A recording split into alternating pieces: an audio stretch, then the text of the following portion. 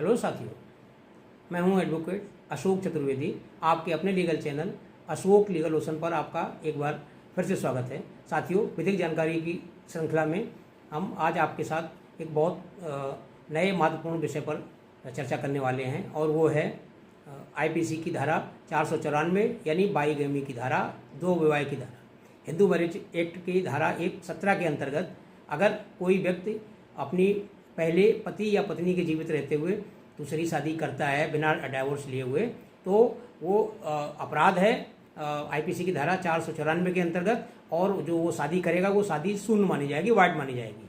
हाँ, लेकिन इसमें अगर दोनों की इस तरह की शादी से कोई संतान पैदा होती है या तो उस संतान का जो अधिकार है और वो संतान वैलिड होगी और उसको संतान को उसकी जो माता पिता की प्रॉपर्टी से है वो पूरा राइट मिलेंगे, और ये माना जाएगा कि वो जैसे अगर पहली शादी से या और पहले से बच्चे हैं, जैसे उन बच्चों का अधिकार होगा वही इस तरह की शादी से होगा, बट वो शादी वाइड होगी। अब साथियों, इसमें जो आईपीसी की ये धारा 494 है, तो इसका वर्णन दिया हुआ है कि कैसे केस चलाएगा। तो सीआरपीसी की धारा 198 सब सेक्शन 1 में पूरा डिटेल में दिया हुआ है कि कैसे कैसे इस पर मुकदमा चल सकता है। तो साथियों, ये आईपीसी की धारा जो 494 है, जो बाईगैमी के लिए है, ये धारा अपने आप में थोड़ा एक अलग है। ये दूसरे और अपराध से कैसे अलग रहती है वो मैं आपको बताता हूँ। इसमें सबसे पहली बात तो ये है कि बाईगैमी का अपराध इस धारा के अंतर्गत सरकार के प्रति अपराध नहीं है, ये राज्य के प्रति अपराध नहीं है, ये अपराध पति पत्नी का एक दूसरे के प्रति है। तो इसलिए इसमें जब भी मुकदमा कायम करना होता है, वाद कायम करना होता है, तो पति या पत्नी ही इस मुकदमे को चला सकते हैं, कोई दूसरा नहीं चला सकता है साथियों। लेकिन इसमें कुछ अपवाद हैं। इसके अपवाद में ऐसा है कि कुछ ऐसी परिस्थितियाँ बताई हैं कि जिसमें पति पत्नी भी अगर मुकदमा नहीं कायम करते हैं, कोई तो दूसरा भी कर सकता है। वो परिस्थितियाँ, मुख्य परिस्थितियाँ हैं कि जैसे पत्नी नाबालिग है या उसकी मानसिक स्थिति नहीं है, पागल है, तो उसकी जगह पे कोई दूसरा उसकी जगह पे कोई मुकदमा कायम कर सकता है। और साथियों, अगर सेम पति के केस में अगर पति फौज में है या विदेश में रह रहा है और उसको छुट्टी नहीं मिल रही है, नहीं आ सकता है, तो कोर्ट की परमिशन से कोई दूसरा आदमी उसकी जगह पे मुकदमा कायम कर सकता है। साथियों, इस आईपीसी की धारा 494 असंज्ञेय अपराध है, और असंज्ञेय अपराध के साथ साथ में ये जमानती है। इसमें 7 साल की सज़ा जरूर है, लेकिन यह है जमानती।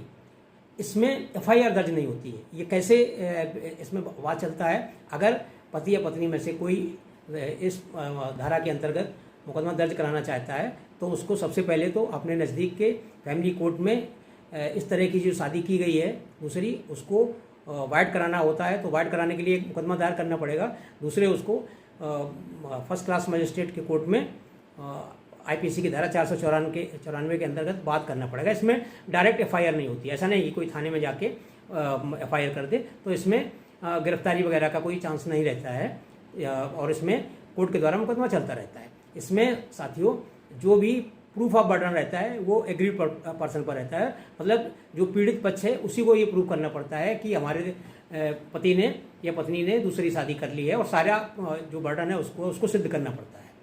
ये साथियों, इसमें एक चीज़ और है कि जैसा मैंने अभी बताया कि धारा 494 के अंतर्गत 7 साल की सज़ा होती है, लेकिन इसमें एक थोड़ा सा और है कि अगर अपने पहले वाले साथी को, पति या पत्नी को, वो नहीं बताता है कि मतलब वो पहले से शादीशुदा है और दूसरी शादी करता है, और दूसरी शादी वाले को ये नहीं बताता है कि उसको अंधेरे में रख के शादी करता है दूसरी, और उसको इस चीज़ को डिस्क्लोज नहीं कर सकता है कि मैं शादीशुदा हूँ, तो ऐसे केस में 494 के साथ साथ में आईपीसी की धारा 495 के अंतर्गत भी वो उसकी जो सेकंड वाइफ है वो मुकदमा चला सकती है, और उसमें 7 साल की जगह 10 साल की सज़ा है।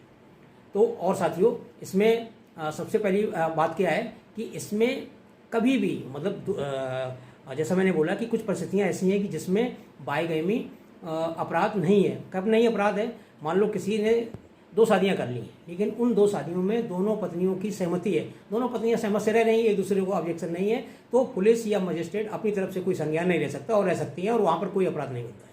तो ऐसी परिस्थिति में एक साथ रह सकते हैं। दूसरे, अगर पति या पत्नी कोई 7 साल से गायब हैं और उनका कोई पता नहीं है, तो उस परिस्थिति में भी ये मान लिया जाता है कि दोनों मृत हैं, तो मृत मान के उनमें से कोई भी एक बिना तलाक लिए हुए, बिना डाइवोर्स लिए हुए शादी कर सकता है और वो शादी शून्य नहीं रहती और उसमें कोई अपराध नहीं बनता है।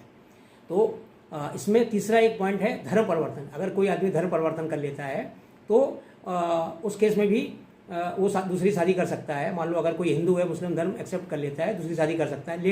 लेकिन इसमें कोर्ट ने बहुत स्ट्रिक्टली कहा है कि अगर कोई व्यक्ति दूसरी शादी के लिए धर्म परिवर्तन करता है, इस इरादे से धर्म परिवर्तन करता है कि उसको दूसरी शादी करना है, तो इस तरह की शादी परमिटेड नहीं है और वो आईपीसी की धारा 494 के अंतर्गत क्राइम करता है। इसमें एक बहुत अच्छा जो मुकदमा है माननीय सुप्रीम कोर्ट का Sarla Mudgal versus union of India का, तो इसमें क्लियर कट पूरा मुकदमे में माननीय सुप्रीम कोर्ट ने यही बोला था कि इसमें धर्म परिवर्तन इस इरादे से किया गया है कि उनको दूसरी शादी करना है, इसलिए ये शादी वायड है और इसमें आईपीसी की धारा 494 के अंतर्गत अपराध है।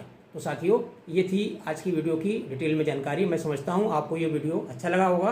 अगर आपको ये वीडियो अच्छा लगा है तो हमारे वीडियो को लाइक करें और साथियों इसको सब्सक्राइब करना नहीं भूलें। अगर आप हमारे चैनल पर पहली बार आए हैं तो सब्सक्राइब बटन, जो रेड वाला बटन आपको दिख रहा है, अवश्य दबा दें और बेल आइकन को भी दबाएं और उसमें ऑल को सेट कर दें ताकि हमारे आने वाले नवीनतम वीडियो आपको हमेशा मिलते रहें। और साथ में इसको शेयर करें ताकि अधिक से अधिक इस जानकारी से लोग लाभान्वित हो सकें। तो मैं समझता हूँ साथियों आपको ये जानकारी अच्छी लगी होगी।